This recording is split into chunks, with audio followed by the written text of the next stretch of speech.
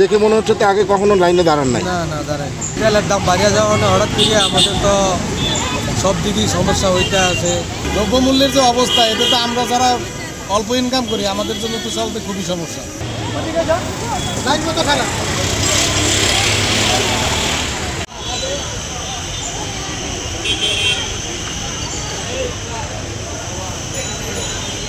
দ্রব্যমূল্যের যে অবস্থা, এতে তো আমরা যারা অল্প ইনকাম করি আমাদের জন্য তো চলতে খুবই সমস্যা, যার কারণে এইগুলো নেওয়ার জন্য লাইনে দাঁড়ানো।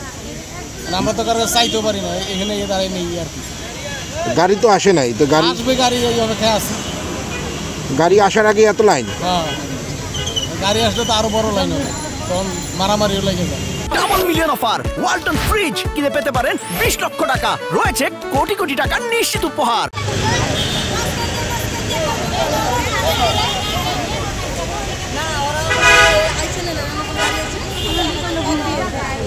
দেখে মনে হচ্ছে তো আগে কখনো লাইনে দাঁড়ান নাই। না না দাঁড়াই, তো এখন হঠাৎ লাইনে দাঁড়ানো, তেলের দাম বাড়িয়ে যাওয়া হঠাৎ থেকে আমাদের তো সব দিকেই সমস্যা হইতে আছে। যে চাকরি করি এত কোনো দিকে হইতে আছে, এই কারণে কিছু সাশ্রয় হয়, তারপরে তো সংসারটা চালাইতে পারে। এখন লাইনে দাঁড়াইলেন, গাড়ি তো আসে নাই। লাইনে দাঁড়াইছে, আগে দেওয়া যাইলে হুমুর করে পড়ে, তাই আর কি দাঁড়াই থাকলাম যাতে সিরিয়াল মতো পাবো। এর আগে যখন দিত তখন দিতাম, ইদারিং দিত না মাঝখানে গাড়িতে। আমি গাড়িতে দেয় দেখতে আমার অফিসে লাইনে আমি গাড়ি চালাই, তাই লাইনে দাঁড়াইছে একটা তেল দিয়ে যদি ডাইলের জন্য।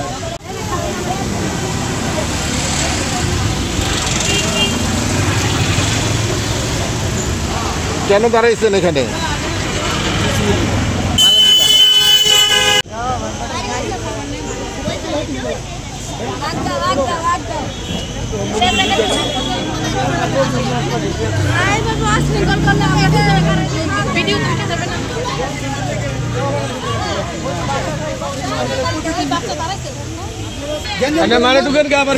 আমাদেরই লস, পরে দেওয়া বন্ধ করে দিব।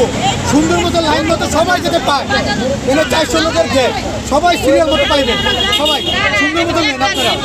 আপনারা এখানে দাঁড়াইছেন কিসের জন্য? হ্যাঁ, দাঁড়াইছেন কিসের জন্য? তেলের লাগে না ডালের লাগে। তেল আর ডালের জন্য? গাড়ি তো নাই, এখন দাঁড়াই রয়েছেন কেন? হ্যাঁ, তেল আর ডাল, কিন্তু গাড়ি তো নাই, গাড়ি তো এখনো আসে নাই। আসবে কয়টায় আসবে গাড়ি? 11টার ভিতরে আসার কথা।